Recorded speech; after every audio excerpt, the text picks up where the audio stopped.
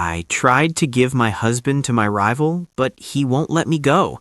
The red snow of the Forbidden City. The smell of burning cedar and iron-thick blood is a scent I will never forget. I remember the way the sky turned a bruised purple as the rebels breached the Meridian Gate. I was huddled in the corner of the scorched pavilion, my expensive silk robes, the ones I had fought so hard to possess, now torn and soot-stained. I looked at Gu Xian. Even in the face of death, he was a statue of pure jade. He had been stripped of his general's rank months ago because of me. He had stood before the emperor and taken the blame for the scandals my sister had whispered into the court's ear. Scandals I was too arrogant to realize were traps. Because of my jealousy, because I had bullied his allies and humiliated his friends, he had lost his future. And yet, there he was, standing between me and a dozen blades.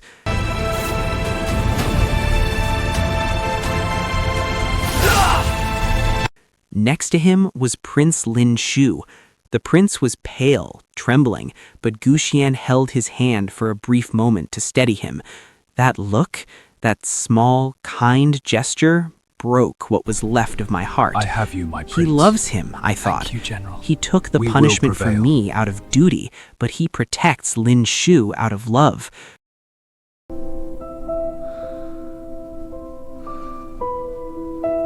When the rebel leader lunged with a spear aimed at Gu Xian's blind side, I didn't think. For the first time in my life, I wasn't selfish.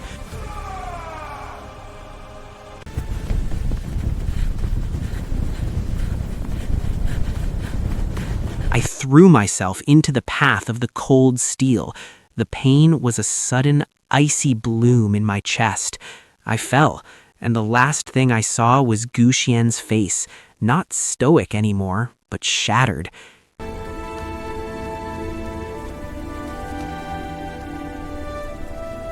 He caught me, his hands shaking as my blood ruined his last clean robe. "Live well with him," I tried to whisper, my vision fading. "You deserve a saint, not a nuisance." I closed my eyes, welcoming the dark. I was a villain in this story, and finally, the villain was out of the way.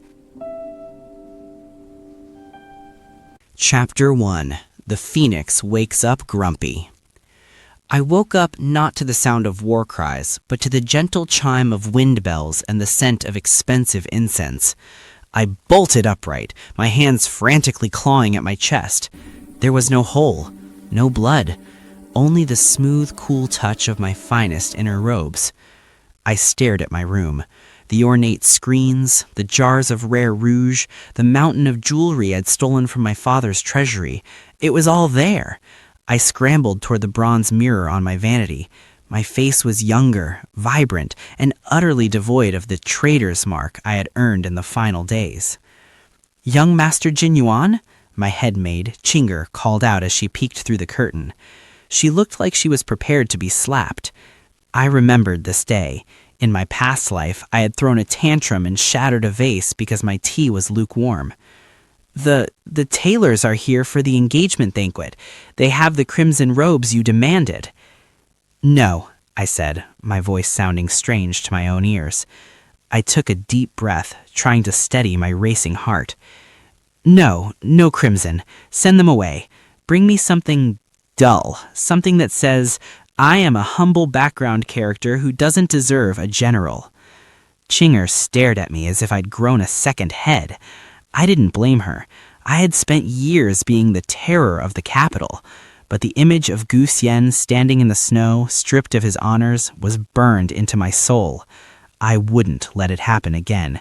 If the only way to save him was to make him hate me enough to break the engagement, then I would be the most boring, self-effacing fiancé in the history of the empire. The banquet hall was a sea of gold and flickering lanterns. When Gu Xian entered, the room seemed to go quiet. He was the righteous sword of the north, his every movement disciplined and sharp. In my past life, I would have sprinted across the room and draped myself over him, glaring at any official who dared to greet him first. This time, I waited. When he finally approached, I didn't cling. I performed a bow so deep and perfect that my forehead nearly touched the floorboards. "General Gu Xian," I said, my voice a model of modesty. "It is an honor to be in the presence of such a pillar of the state." I saw his boots stop abruptly.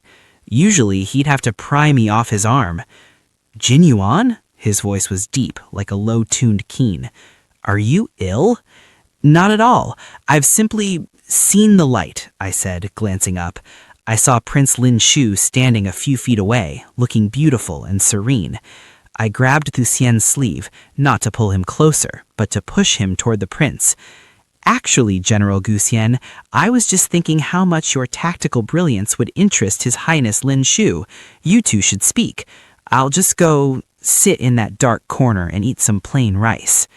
I turned to leave, feeling a surge of pride. Step 1 complete. I am officially uninteresting. But a hand like a vice clamped onto my wrist. I was jerked back so quickly I nearly tripped over my own simple robes. Gu Xian was towering over me, his dark eyes narrowed in a way that didn't look righteous at all. It looked almost predatory. "Where do you think you're going?" he demanded. "To give you space," I hissed, trying to pry his fingers off.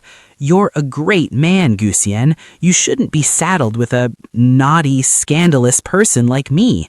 Go talk to the prince. He's righteous. He's like you." Gu Xian's grip didn't loosen.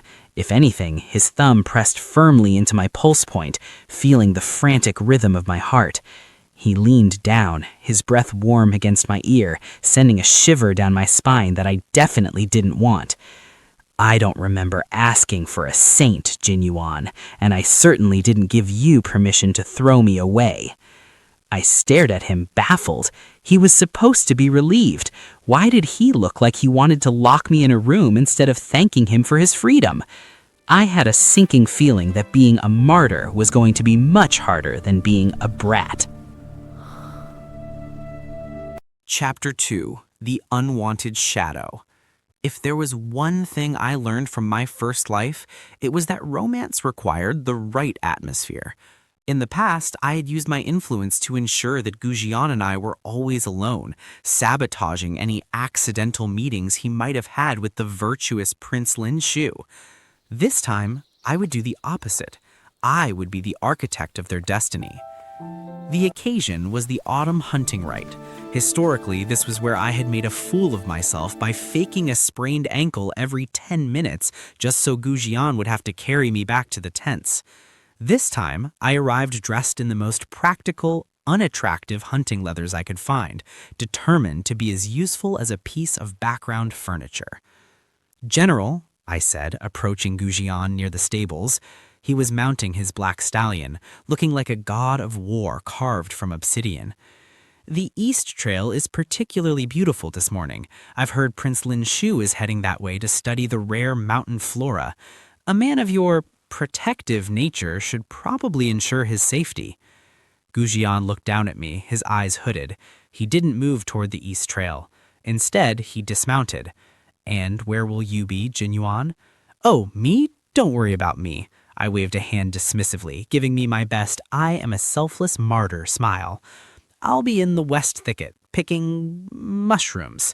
Very far away, alone, completely unprotected and out of your hair." I didn't wait for his answer. I scurried off toward the dense woods, certain that I had paved the way for a grand romantic encounter. The West Thicket was damp, thorny, and miserable. I spent an hour poking at moss with a stick, periodically checking over my shoulder. Any moment now, I told myself, Gu Xian and Lin Shu will be sharing a horse, talking about justice and poetry, and realizing they are soulmates. My heart twinged at the thought, but I shoved the feeling down. My heart didn't matter. Gu Xian's future did. Suddenly, the bushes behind me rustled. My pulse leapt. Was it a rebel? Was it a wild boar? I gripped my decorative and largely useless hunting knife. Out of the shadows stepped Gu Xian, alone. He wasn't on his horse, and he certainly wasn't with the prince. He looked irritated, his boots caked in the very mud I had tried so hard to avoid. "General," I gasped, dropping my stick. "What are you doing here? The prince is in the east Gu Xian." "The prince has an entire battalion of imperial guards for his safety, Jin Yuan," Gu Xian said, stepping into my personal space. He smelled of cold air and sandalwood, a scent that made my knees feel traitorously weak. "My fiancé is wandering into a den of silver-backed wolves with nothing but a fruit knife?"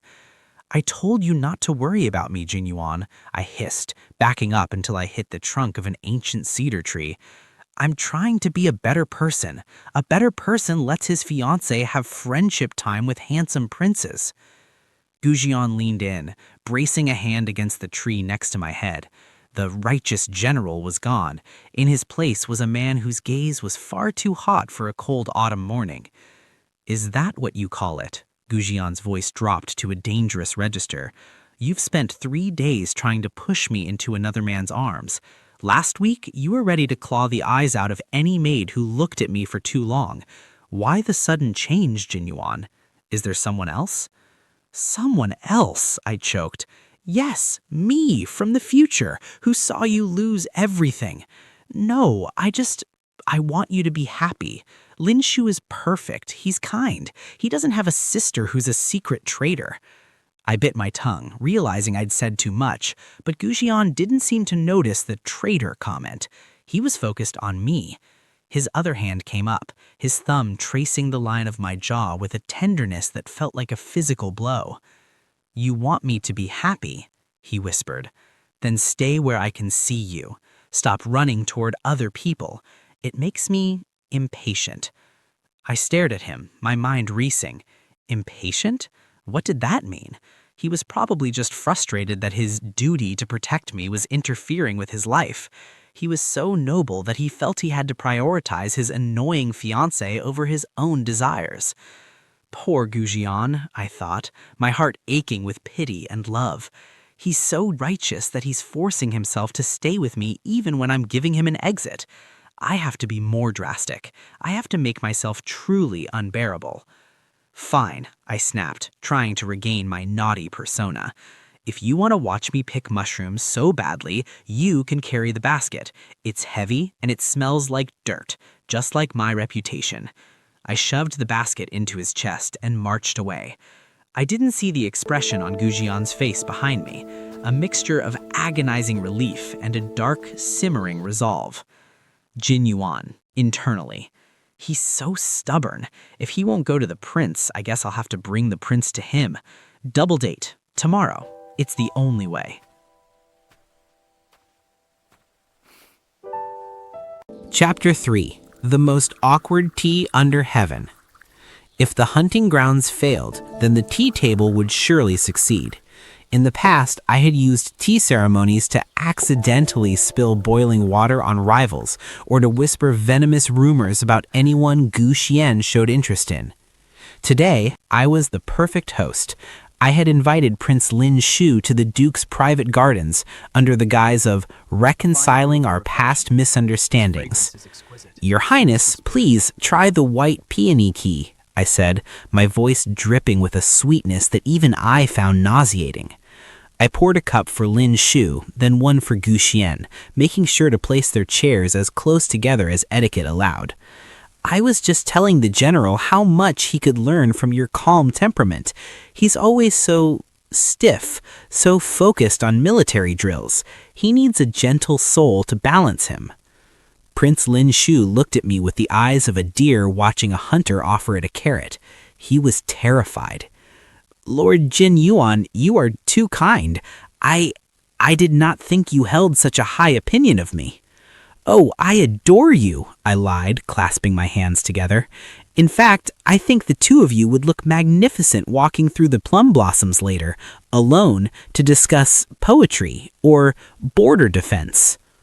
Gu Xian hadn't touched his tea. He was sitting perfectly still, his hand resting on the hilt of his sword, his gaze fixed entirely on me. The air around him felt heavy, like the atmosphere before a thunderstorm. "Jin Yuan," Gu Xian said, his voice a low, vibrating hum. "You've spent the last 10 minutes praising the prince's gentle soul. Do you find my company so lacking in gentleness that you must seek it elsewhere for me?" "No, not at all," I squeaked. I reached out, intending to pat his hand comfortingly, but remembered I was supposed to be distancing myself. I pulled my hand back midair. "I just think you deserve the best, and the prince is the best. He's like a lotus in a muddy pond." "And what am I?" Gu Xian asked. He leaned forward, ignoring the prince entirely. "The mud?" "You're the pond," I blurted out. "Wait, that didn't make sense. I mean, you're the general. You need a lotus, not a thorn." I caught a glimpse of my sister, Jin Yuan, watching us from the veranda. She was wearing her usual mask of concerned innocence, but I saw the way her eyes lingered on Gu Xian. In the past life, she had used this exact tea party to frame me for poisoning the prince's cup. She had swapped the sugar for a slow-acting toxin, and because I was known for being naughty and jealous, everyone believed I had done it. I looked at the sugar bowl, my heart hammered. Not this time. I saw Jin Yuan signal a servant. As the servant approached to refill the prince's pot, I accidentally tripped. I didn't fake a sprain this time. I threw my entire body weight into the table. Crash! Teacups shattered, the expensive white peony tea soaked into the silk tablecloth. I grabbed the sugar bowl and dumped it onto the grass, making sure every grain was ruined. "Oh, how clumsy of me!" I cried, falling to my knees. "I'm so sorry. I'm just a disaster today. General, you should probably take the prince away before I ruin his robes too." I expected Gu Xian to be embarrassed.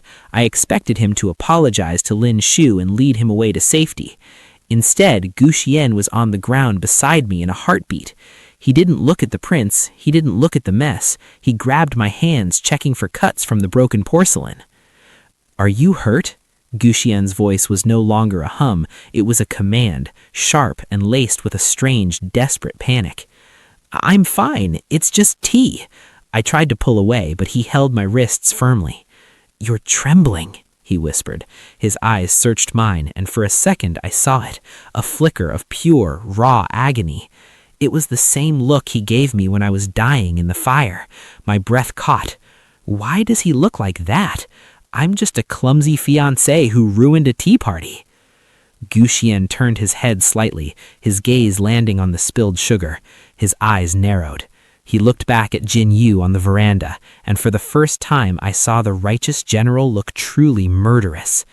"The tea is over," Gu Xian announced, standing up and pulling me with him. He didn't let go of my hand. "Your Highness, pray forgive my fiancé's clumsiness. I believe he needs to rest, in my quarters, under my supervision." "Wait, your quarters?" I protested as he began dragging me away. "Gu Xian, the prince is still sitting there. This is so rude. Your reputation." "To hell with my reputation," Gu Xian growled, loud enough for only me to hear. "If you think I'm letting you out of my sight after you almost drank that—" He stopped himself, his jaw tightening. Jin Yuan internally. "Wait, after I almost drank that? How did he know? Did he see Jin Yuan? He's so amazing. His sense of justice is so sharp, he can even sense tainted sugar. He's protecting me because he's a good person, but he's missing his chance with the prince. I have to try harder. Tomorrow, I'll tell him I'm in love with someone else. That'll work. It has to." Chapter 4: The Lie of the Heart. The tea party incident had left me shaken, not because of the poison, but because of the way Gu Xian had looked at me. His quarters were filled with the scent of old parchment and cold steel, a place far too dignified for a mess like me. I had to end this. If being good wouldn't drive him away, and being clumsy only made him more protective, I had to use the ultimate weapon. I had to break his heart. Or, more accurately, I had to pretend my heart belonged to someone else. "Gu Xian," I started, standing in the center of his study while he sharpened a ceremonial sword. The rasp of metal on stone was the only sound in the room. "We need to speak honestly about the engagement." He didn't stop his movements. I am always honest with you, Jin Yuan, even when you are busy dumping sugar into the dirt. I swallowed hard. The truth is, I've realized why I've been acting so strange. It's because I feel guilty. I've been pushing you toward Prince Lin Su because I've realized my feelings for you have changed. There is someone else. The sharpening stopped. The silence that followed was so heavy I could feel it pressing against my chest.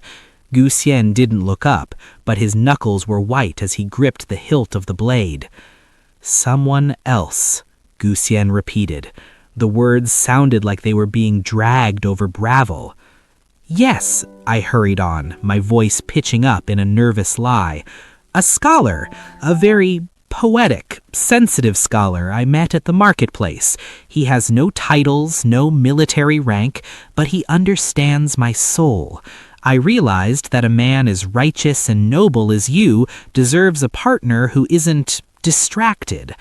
I want to break the engagement so I can pursue this true love. I waited for the relief. I waited for him to say, "Thank the heavens I'm free from this brat." I even prepared a small handkerchief to dab at my fake tears of sorrow. Instead, Gu Xian stood up. He moved with a predatory grace that made the air in the room vanish. Before I could blink, he was in front of me, the sword he had been sharpening held loosely in his hand. He didn't point it at me, but the cold light reflecting off the steel felt like a warning. "A scholar," Gu Xian said, his voice terrifyingly calm. "Tell me his name." "His name? Oh, it's Han. Han Solo? No, Han Bun. Yes, Master Han Bun. And where does this Master Han live?" Gu Xian leaned down, his face inches from mine. His eyes were dark, burning with a fire that had nothing to do with righteousness, and everything to do with a possessiveness that bordered on madness. "I told you before, Jin Yuan," Gu Xian growled, grabbing the edge of the desk on either side of me, pinning me in place. "I don't care about being better. I care about you. If this scholar exists, he is a threat to the peace of this kingdom. If he doesn't, then you are lying to me to get away. Why? Am I so repulsive to you now?" For a moment, the mask slipped. His voice cracked on that last word, repulsive. I looked at him and saw not the invincible general, but the man who had knelt in the red snow, holding my dying body and screaming at the gods. The memory hit me like a physical blow. He didn't hate me. He didn't stay out of duty. He was terrified of losing me again. "Gu Xian, I reached out, my fingers trembling as they brushed his armored chest. "Last time, the scandals, the fire." I stopped, my breath hitching. I hadn't meant to say last time. Gu Xian's eyes widened. His grip on the desk tightened so hard the wood groaned. He looked at me, really looked at me, and for the first time I saw a flicker of recognition, a shared trauma that shouldn't have been there. "The fire?" Gu Xian whispered, his voice trembling. "Jin Yuan, what do you know about the fire?" I meant the fire of your reputation." I scrambled, my heart hammering against my ribs.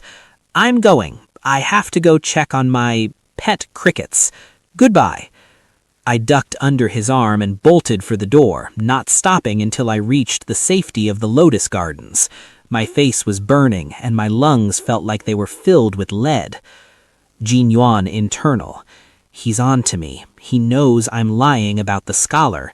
But why? Why won't he just let me go? He's so obsessed with his righteous general image that he'd rather kill a fake scholar than admit his fiancée is a mess. He probably thinks that if we break the engagement, it will look like he failed a mission. He treats our marriage like a border defense. He refuses to retreat even if the fort is on fire. Poor Gu Xian, trapped by his own unbearable sense of duty. I have to find a way to make the Emperor cancel it. Then it won't be Gu Xian's fault. Chapter 5. Into the Viper's Nest. The internal reports from my father's spies, which I had borrowed using my old sneaky habits, were clear. The rebel cell was moving faster in this life. Perhaps my sudden change in behavior had spooked my sister, Jin Yuan. In the past, she used my jealousy to lure me into places where I'd look guilty. Now she was meeting them in secret at the old silk mill. I couldn't tell Gu Xian. If I did, he'd march in there with a battalion, Jin Yuan would play the victim, and the resulting scandal would ruin his career all over again. No, the new Jin Yuan had to do this quietly. I would catch her in the act, record the names of the traitors, and leave the evidence for Gu Xian to find anonymously. I dressed in a dark, nondescript cloak and snuck out through the servants' gate. "I'm doing this for you, Gu Xian," I whispered into the night air. "Once I expose Jin Yuan, your path to the throne and to Prince Lin Su will be clear. No more naughty fiancés, no more scandals." The silk mill was a skeletal ruin on the edge of the capital. I crept through the shadows, my heart thumping a frantic rhythm. Inside, I heard voices. "My brother is acting like a possessed man," Jin Yuan's voice rang out, sharp and devoid of its usual honeyed sweetness. "He's no longer the useful idiot we can blame for the palace breach. We move tonight. Once the fire starts in the West Wing, Gu Xian will rush to save his precious fiancée, leaving the Emperor's chambers unguarded." I gasped, my hand flying to my mouth. She wasn't just framing me anymore. She was using Gu Xian's duty to me as a distraction to kill the Emperor. Suddenly, a heavy hand dropped onto my shoulder. I nearly screamed, spinning around with my small knife raised, only for my wrist to be caught in a familiar iron-tight grip. Jin Yuan. I looked up. Gu Xian was standing there, his face half hidden by a dark hood.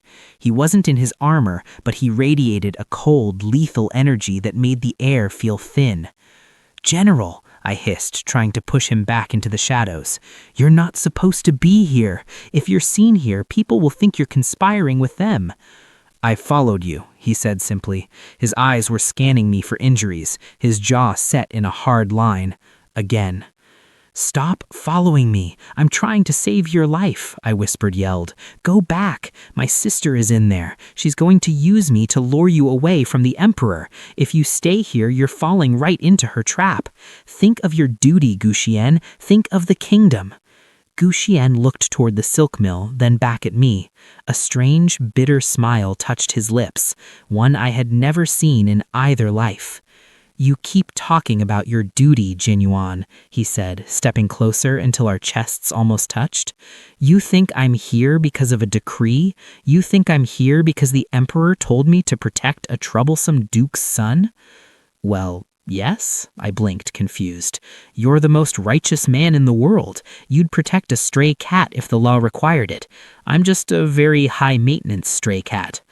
Gu Xian's expression darkened. He looked like he wanted to shake me, or perhaps lock me in a cage and throw away the key. "You truly are a fool, a brave, suicidal, maddening fool." Before I could ask what he meant, a loud shout erupted from the mill. Jin Yuan's guards had spotted us. "Run!" I pushed Gu Xian toward the city. "Go protect the Emperor. I'll distract them. They won't kill me yet. They need me for the frame-up."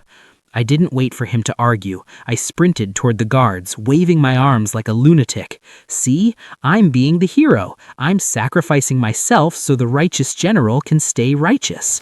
I didn't see Gu Xian's face as I ran. If I had, I might have realized that the righteous general had no intention of going to the palace. He was already drawing his sword, and he wasn't looking at the Emperor's safety. He was looking at the men chasing me with the eyes of a demon who had already lost his world once.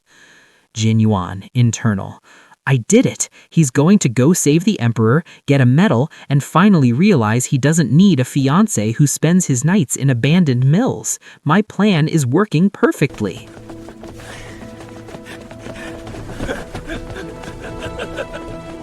Chapter 6. The Shattered Mirror. The plan was simple.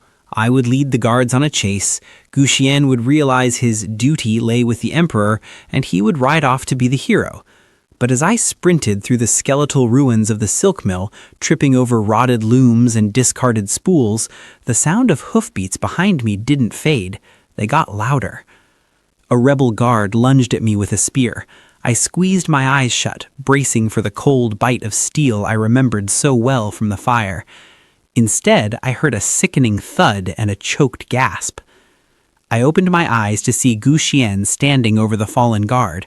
He wasn't using the flat of his blade to subdue them righteously. He was fighting with a brutal, terrifying efficiency I had never seen. He looked less like a general and more like a god of slaughter. "Gu Xian!" I screamed, ducking behind a pillar as more men poured out of the shadows. "The Emperor! The palace! They're attacking the West Wing! You have to go!" "Let it burn," Gu Xian growled. He parried a blade and kicked a man back with enough force to crack ribs. "Have you lost your mind?" I felt a surge of panic. If he didn't save the Emperor, he would be executed for dereliction of duty. Everything I had done, the humble robes, the fake scholar, the embarrassing tea parties, would be for nothing. "Your reputation, your honor, you're the righteous sword, Gu Xian. If you stay here for a nuisance like me, you'll lose everything." He turned to me then, his face splattered with blood, his eyes burning with a raw, agonizing light. He ignored the three men rushing toward his back. He didn't seem to care if he lived or died, as long as he was looking at me. "I already lost everything once," he roared, his voice cracking the air. "I watched you bleed out in the snow while I stood there with my honor and my titles. I held your cold body while the palace turned to ash. Do you think I care about a throne? Do you think I care about a crown?" I froze. The world seemed to stop.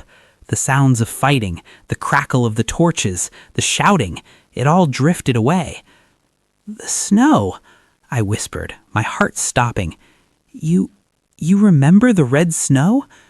Gu Xian didn't answer with words. He stepped toward me, catching a rebel sword on his gauntlet, not even flinching at the pain, and sliced the man down. He reached me in 2 strides, grabbing my face with his blood-stained hands. His touch was trembling, frantic, as if he were making sure I was made of flesh and bone this time. "I've spent every second since I woke up trying to find the man who killed you," Gu Xian rasped, his forehead dropping against mine. "And you spent every second trying to give me away to Lin Shu. Why, Jin Yuan? Why would you try to push me toward that boring prince when you knew I was dying inside without you?" "Because I ruined you," I sobbed, finally breaking. The naughty fiancé was gone, replaced by the broken soul who had carried his guilt through time. I was a scandal. I was a brat. You took the punishment for me because you're too good, Gu Xian. I thought if I gave you a saintly partner, you'd finally be happy. You're only with me because of your sense of duty." Gu Xian let out a harsh, broken laugh. He pulled me into a hug so tight I could barely breathe, burying his face in the crook of my neck. "You fool," he whispered.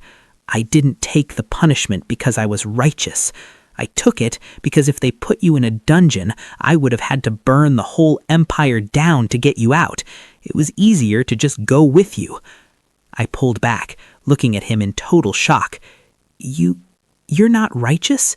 he said, his eyes darkening as he looked towards the silk mill where my sister was hiding. "Now, stay behind me. I'm going to end this, and then we are going to have a very long conversation about why you thought a master hand bun was a better match for you than me." Jin Yuan internal. "He remembers. He was never righteous out of duty. He was doing it all for me.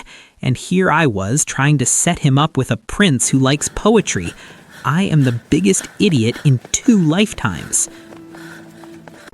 "I am innocent! Let me go!" Keep moving, traitor! The final victory. Together, we turned the tables. While the rebels walked into an ambush at the palace that I had prearranged, Gu Xian and I confronted Jin Yue at the mill. The sister who had manipulated my jealousy found herself trapped by my newfound competence. We watched as she was dragged away, her schemes turning to ash. The sun rose over a saved kingdom. The palace was standing, the emperor was My loyal safe, subjects, and Gu rise and heed Xian's my command. reputation was Your higher emperor than stands ever. before you, Not demanding because he absolute was fealty. perfect, but because we were a team. Is it over? I asked, leaning into his blood-stained chest.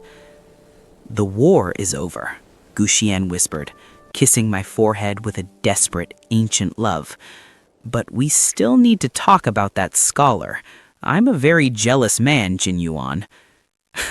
I laughed, wrapping my arms around my general. In my first life, I tried to own him and lost everything. In this life, I tried to give him away and ended up keeping him forever.